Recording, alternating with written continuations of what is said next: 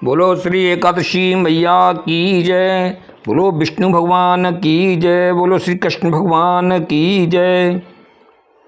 भक्तजनों, मैं अनिल गुप्ता आपको एकादशी मैया के व्रत की कथा का पावन श्रवण करा रहा हूँ। उम्मीद है, आशा करता हूँ कि आप सभी इस पवित्र कथा का पावन श्रवण कर रहे होंगे।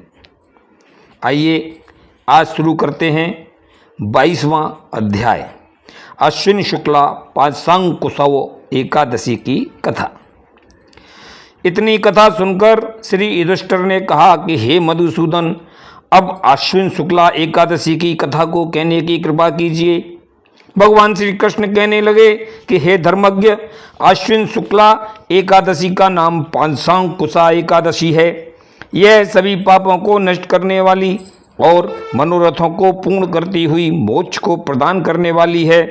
हे राजन, कई हजार वर्ष तपस्या करने से जो फल मिलता है वह इस एकादशी के व्रत करने से प्राप्त हो जाया करता है, तथा संपूर्ण तीर्थों के करने से जिस फल की प्राप्ति होती है वही फल केवल विष्णु भगवान के कीर्तन मात्र से मिल जाया करता है। हे धर्मपुत्र, जो नर वैष्णव होकर भगवान शंकर की तथा शैव होकर विष्णु भगवान की निंदा करते हैं वे अनंत काल तक नरक यातना भोग करते हैं।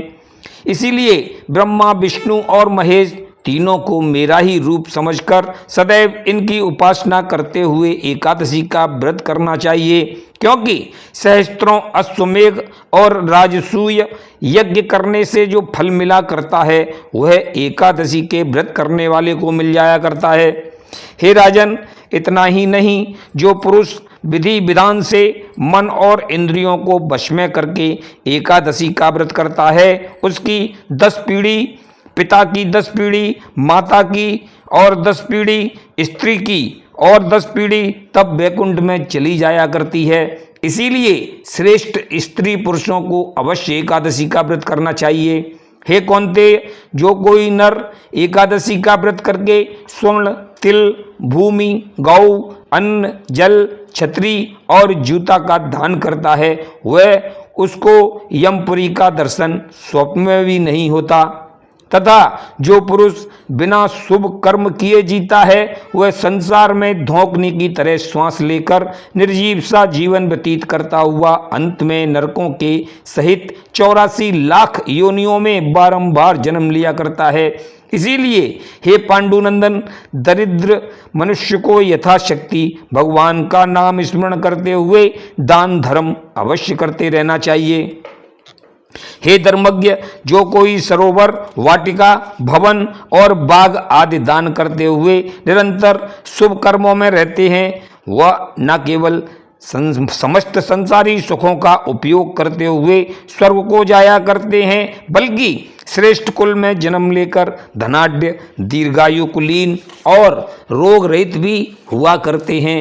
इसीलिए बुद्धिमान पुरुषों को अवश्य व्रत, उपवास, धर्म और दान आदि शुभ कर्म करते रहना चाहिए। यही शास्त्रों का सार है और यही परम धर्म है। हे राजन, जो कोई नर शुभ कर्म करता हुआ इस पांचांकुशा एकादशी का व्रत करेगा अथवा इसकी कथा को सच्चे दिल से कहेगा और सुनेगा वह सभी पापों से निर्वृत्त होकर सभी सुखों को भोग करता हुआ अंत में मुक्त हो जाएगा। इति श्री ब्रह्म वैवर्त पुराणे आश्विन शुक्ला पांचांकुशा एकादशी व्रत कथायाम द्वाविशम तिथिमो अध्याय समाप्तम। बोलो श्री कृष्ण भगवान की जय। बोलो एकादशी मैया की जय।